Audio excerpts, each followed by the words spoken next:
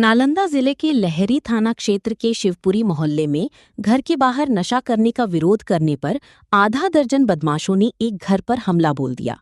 बदमाशों ने घर पर चढ़कर जमकर रोड़ेबाजी और गाली गलौज की। पूरी वारदात घर में लगे सीसीटीवी कैमरे में कैद हो गई। बताया जा रहा है कि जवाब में घर की ओर से भी रोड़ेबाजी की गई, जिसमें एक युवक घायल हो गया। हमलावरों ने घर के बाहर लगे सीसीटीवी कैमरे को भी क्षतिग्रस्त कर दिया।